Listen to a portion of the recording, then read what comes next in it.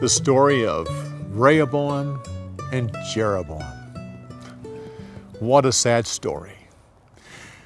I put this all together in one story because I think of this as the fall of a world power. It all happened in 5 years because of these two men. You have, first of all, after Solomon dies, and God says, now everything's going to stay the same until you die because I promised David, but as soon as you die, it's all gone. First thing that happens, the 12 tribes split. They divide in the north and the south. The northern 10 tribes of Israel, the southern 2 tribes of Judah. But one other thing that happens during the split is all these surrounding nations leave the empire. You have Moab and Ammon and the Edomites and Syria and all of these various nations are now free. Now they're going to come back later to cause trouble, but for right now, they're just happy to be their own independent nation at this point. And then 5 years after that, Egypt invades and takes all the gold. Now, Egypt's not very strong at this part. They themselves are not a world power, but the Pharaoh there pushes up in that area, and he can't conquer Judah and Israel, but he can get a lot of the gold and get a lot of that power back and open up trade again. He can open up these various trade routes without having to pay for them.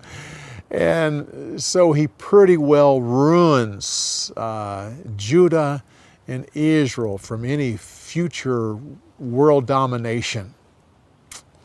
What a sad commentary.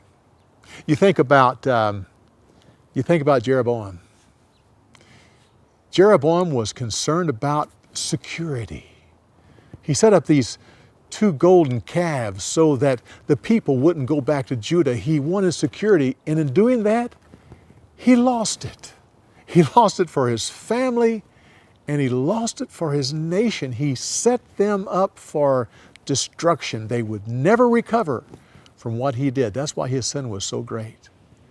And Rehoboam refused to serve his people. And because he refused to serve, he lost it all. He was eventually happy just to live in pretense, having those 200 shields made of bronze and marching along, trying to imagine that he had the former glory, but it was all gone. He just refused to serve his people. Well, you think about Jeroboam's wife who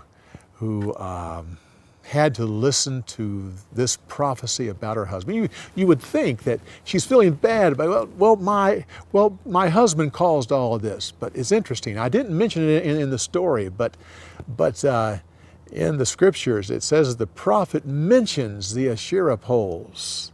Now Asherah was a mother god and was often worshipped by women.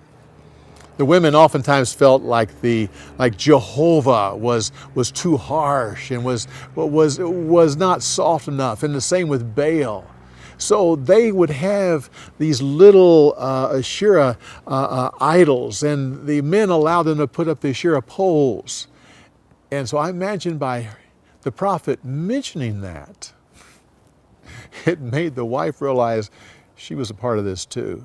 Now, years later, during Jeremiah, when he went to Egypt after all of the captivity, the men finally admitted that they themselves were worshiping Asherah. Well, so much for this story and the insights.